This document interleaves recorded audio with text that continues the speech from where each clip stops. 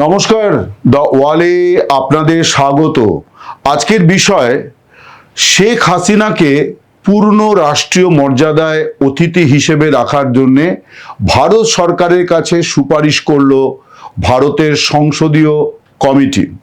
একটু দীর্ঘ শিরোনাম, একটু সহজ করে বলি যে ভারতের লোকসভায় বিদেশ মন্ত্রক সংক্রান্ত যে সংসদীয় কমিটি আছে, অর্থাৎ যে কমিটির সদস্যরা হলেন সংসদ সদস্য, সেই কমিটিতে চেয়ারম্যান কংগ্রেসের সাংসদ শশী থারুর।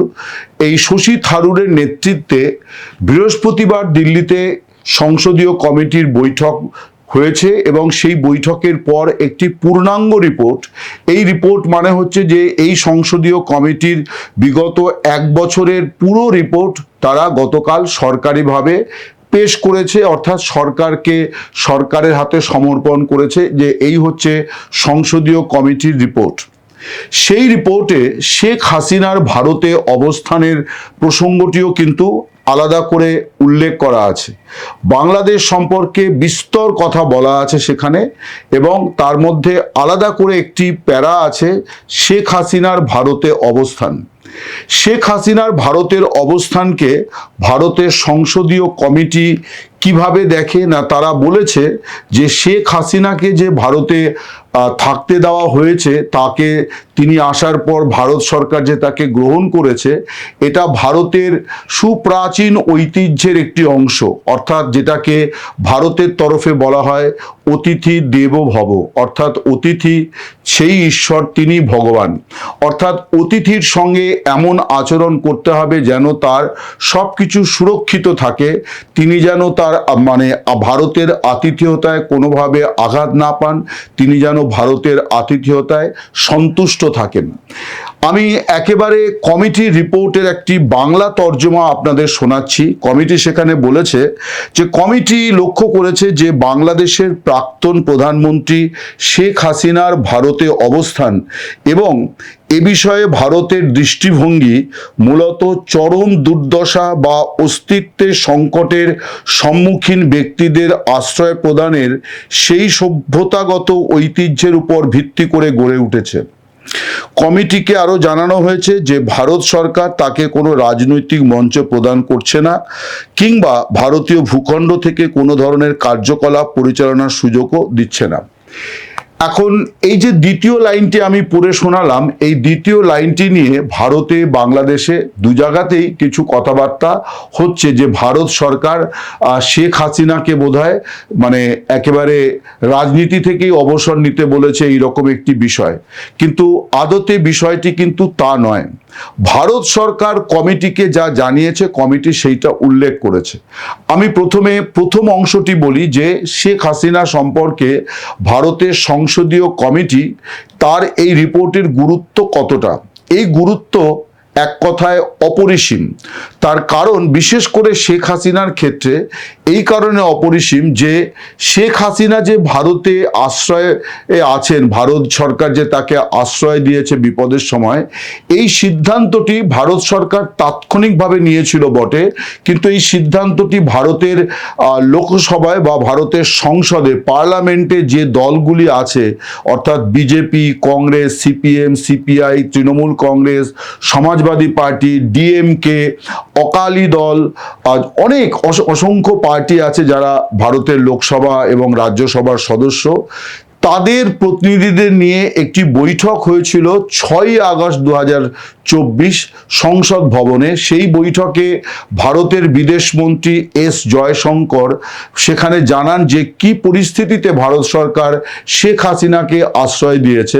সেখানে সমস্ত দল ভারত সরকারের এই সিদ্ধান্তকে দুহাত তুলে সমর্থন জানিয়েছে, এই কারণে যে এটাই ভারতের রাষ্ট্রীয় নীতি যে কেউ যদি এইরকম চরম বিপদে পড়েন তাহলে ভারত তাকে তার জন্যে দুয়ার খুলে দেবে, আতিথেয়তা দেবে, তাকে অতিথি হিসেবে গ্রহণ করবে। ভারতের সংসদীয় কমিটির এই যে রিপোর্ট, এই রিপোর্টে তারা আরও একবার সন্তোষ প্রকাশ করেছে যে ভারত সরকার তাদের যে দৃষ্টিভঙ্গি, অর্থাৎ রাষ্ট্রের যে সংস্কৃতি, যে অতিথিকে সুরক্ষা দেওয়া, অতিথির যাবতীয় প্রয়োজন মেটানো, এই যে বিষয়গুলি, এই বিষয়গুলি যে ভারত সরকার অব্যাহত রেখেছে, এই জন্যে ভারতের সংসদের বিদেশ সংক্রান্ত সংসদীয় কমিটি সন্তোষ প্রকাশ করেছে এবং সরকারকে এজন্য তারা ধন্যবাদ দিয়েছে। দ্বিতীয় যে বিষয়টি, সেটি হচ্ছে যে রাজনীতি করা। একথা ঠিক যে ভারত সরকার এর আগেও কিন্তু একাধিকবার বলেছে যে আওয়ামী লীগ বা শেখ হাসিনা তারা কেউই ভারতের ভূখণ্ডে বসে কোনো রাজনৈতিক কর্মকাণ্ড করছেন না। অন্তত এই ব্যাপারে ভারত সরকার তাদের অবস্থানটি এই দলকেও বলে দিয়েছে। এখন আপনারা বলতে পারেন যে আওয়ামী লীগের নেতারা নানান ধরনের সাক্ষাৎকার দেন বা তাদের কখনো কখনো বৈঠক হয়। প্রথমত এই বৈঠকগুলি অফিসিয়াল বৈঠক নয়। ভারত সরকার তাদের মানে সরকারি রিপোর্টে তারা জানিয়েছে যে আওয়ামী লীগের কোনো দলীয় দপ্তর কলকাতা বা পশ্চিমবঙ্গ বা ভারতের কোথাও নেই।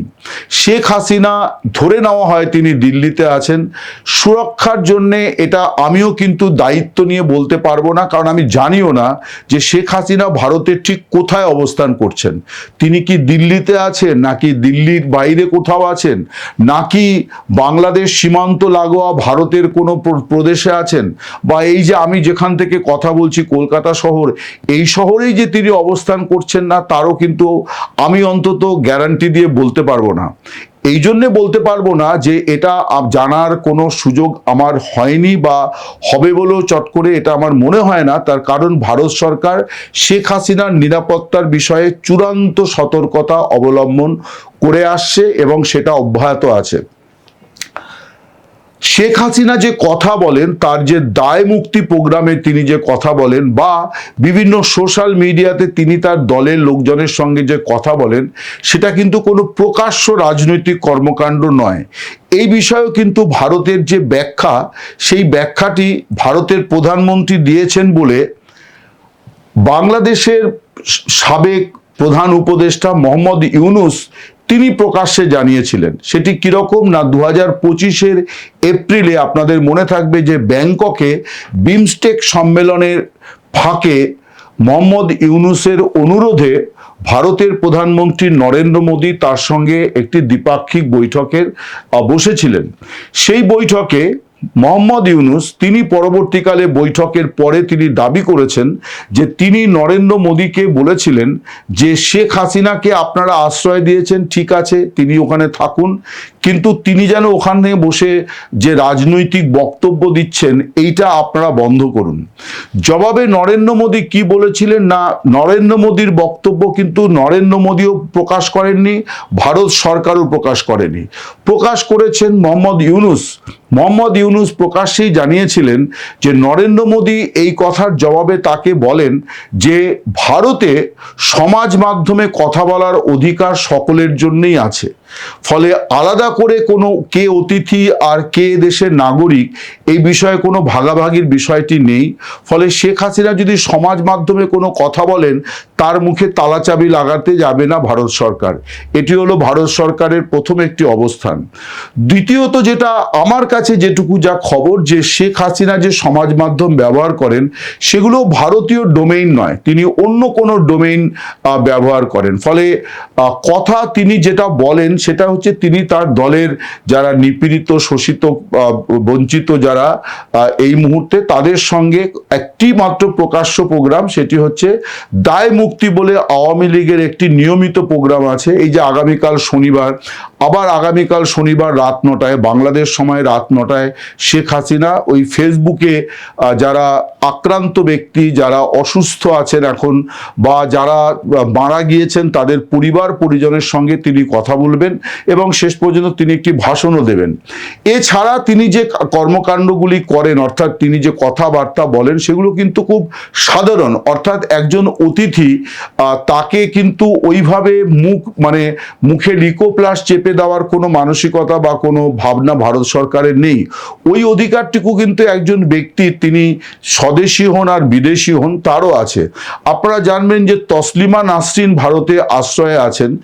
তিনি বিভিন্ন সময়তে ভারতে বসে কিন্তু তার অভিমত ব্যক্ত করেন। তার অনেক কিছুই আছে, তিনি মানে সবচেয়ে বেশি সরব বাংলাদেশের মৌলবাদ, ইসলামিক মৌলবাদের বিরুদ্ধে তিনি, তার যেমন লেখালেখি তেমনি তিনি যখন কোথাও বক্তৃতা করেন, ভাষণ দেন, তখনও কিন্তু তিনি এইভাবেই কিন্তু তার অভিমত ব্যক্ত করেন। যেমন আগামীকাল শনিবার কলকাতাতেই তার অনুষ্ঠান আছে। তিনি দীর্ঘ প্রায় 2 দশক, মানে বলতে গেলে 19 বছরের খানিকটা বেশি সময় পর তিনি কলকাতায় আসছেন। কারণ 2007-এ তার বিরুদ্ধে একটি বিক্ষোভ সংগঠিত হয়েছিল, তখন তাকে এই শহর ছেড়ে যেতে বলা হয়েছিল। খুবই দুর্ভাগ্যজনক সেই ঘটনা, কলকাতার জন্য অত্যন্ত লজ্জাজনক সেই ঘটনা, যে একজন লেখিকাকে উগ্রবাদী লোকজনের বক্তব্যের বা দাবির মুখে এই শহর ছেড়ে চলে যেতে হয়েছিল। তিনি কিন্তু আবার কলকাতা শহরে এসছেন এবং তিনি বিগত কয়েকদিন ধরে কিন্তু আবার তার যা বক্তব্য সেই বাংলাদেশের বিষয়েও কিন্তু তিনি নানান বক্তব্য পেশ করছেন, যে কিভাবে বাংলাদেশ মৌলবাদীদের দখলে চলে গেছে, এটা তার অভিমত। এখন এই যে বক্তব্য তিনি পেশ করেন, এই রকম কোনো কন্ডিশন তাকে দেওয়া হয়নি যে আপনি বাংলাদেশের বিরুদ্ধে মুখ খুলতে পারবেন না, কারণ এটা সম্ভব নয়। আন্তর্জাতিক অনেক আইন আছে এবং শেখ তসলিমা নাসরিন শুধু ভারতে বসে বাংলাদেশের বিরোধিতা করেন, তার নিজের দেশের রাজনীতির বিরোধিতা করেন, মৌলবাদী রাজনীতির বিরোধিতা করেন, এমনটি নয়। তিনি অন্য দেশেও যখন থাকেন, যখন সুইডেনে থাকেন, যখন ব্রিটেনে থাকেন, যখন মার্কিন যুক্তরাষ্ট্রে থাকেন, তখনও করেন।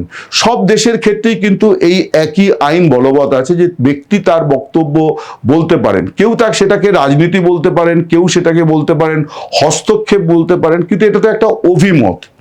তিনি অভিমত ব্যক্ত করেন। শেখ হাসিনা বাংলাদেশের একজন 5 বারের প্রধানমন্ত্রী, একটি দলের সভাপতি এবং 2 বারের বিরোধী দলনেত্রী।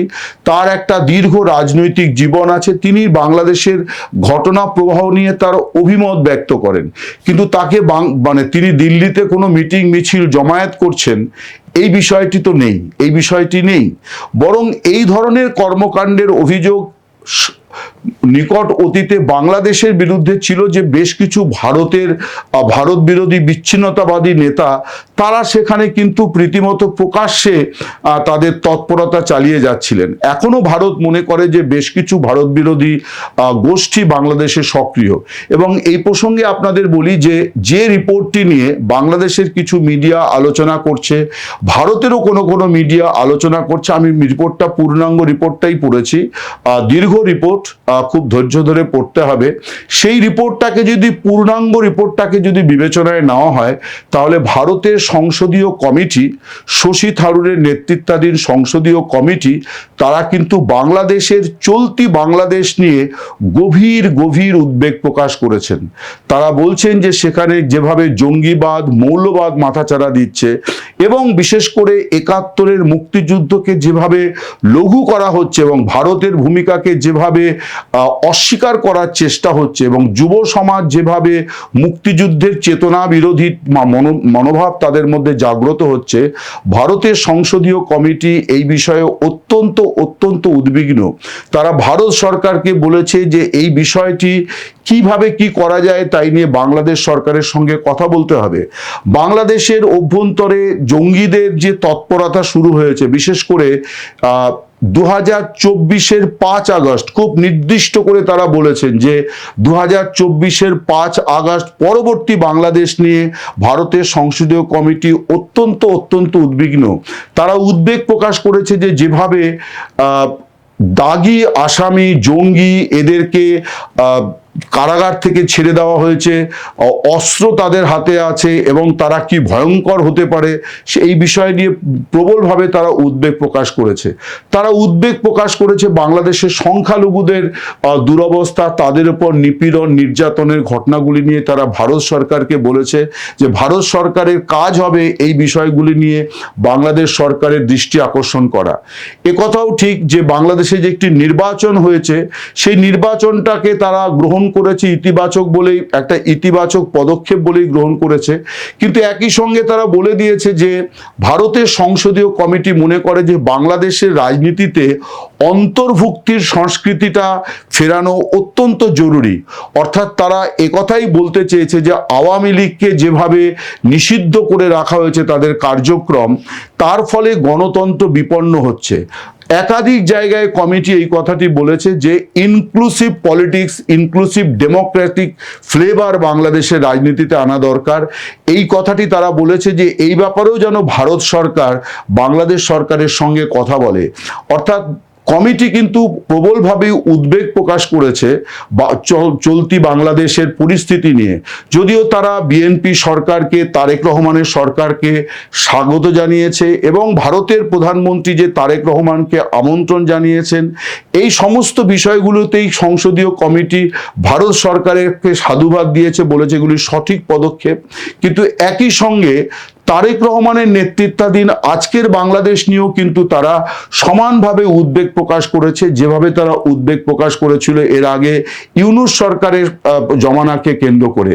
ফলে এই যে রিপোর্ট, এই রিপোর্ট নিয়ে নানান রকম আলোচনা হচ্ছে, কিন্তু এই রিপোর্টের মূল কথা কিন্তু এটাই যে ভারতের সংসদীয় কমিটি ভারত সরকারকে আরও একবার স্মরণ করিয়ে দিল যে শেখ হাসিনার যেন কোনো অমর্যাদা না হয়, অতিথি হিসেবে তিনি যেন পূর্ণ রাষ্ট্রীয় মর্যাদা পান, যা তার প্রাপ্য, তার পরিচিতি, এই সমস্ত কিছুকে বিবেচনায় রেখে। এবং এই যে সংকটময় মুহূর্তে ভারত সরকার তাকে যে সহায়তা করেছে, তাকে যে আশ্রয় দিয়েছে, এই জন্যে আরও একবার কমিটি ভারত সরকারকে সাধুবাদ দিয়েছে। ফলে বিভিন্ন রকম আলোচনা হচ্ছে। রাজনীতির যে বিষয়টি আমি সেটাও আপনাদের কাছে ব্যাখ্যা করলাম। ভারত সরকার আজ নয়, 5 আগস্টের পর একাধিকবার তারা বলেছে যে ভারত ভূখণ্ড থেকে কেউ রাজনীতি, অন্য দেশ নিয়ে কেউ রাজনীতি করছে না, এই ব্যাপারটি ভারত সরকার নিশ্চিত। ফলে এই নিশ্চয়তার প্রেক্ষিতেই তারা শেখ হাসিনাকেও রেখেছে। এবং আরও একটি প্রসঙ্গ এসছে যে শেখ হাসিনার অনুপস্থিতিতে যেভাবে তাকে মৃত্যুদণ্ড দেওয়া হয়েছে, এই বিষয়টিও ভারতের সংসদীয় কমিটি তাদের আলোচনায় এনেছে এবং তারা এই ব্যাপারে ভারত সরকারকে উপযুক্ত পদক্ষেপ করার পরামর্শ দিয়েছে। ফলে আপনারা অনুগ্রহ করে এই রিপোর্টটা, কারো যদি আরো আগ্রহ থাকে, তারা ভারতের পররাষ্ট্র মন্ত্রক বা বিদেশ মন্ত্রকের ওয়েবসাইটে গেলে পাবেন এবং মিলিয়ে নিতে পারবেন আমি যে কথাগুলি বললাম সেগুলি কতটা সঠিক, কতটা বেঠিক। যদি মনে হয় যে বেঠিক, নিশ্চয়ই আপনারা কমেন্ট করবেন। নমস্কার, শুভরাত্রি, সকলে ভালো থাকবেন।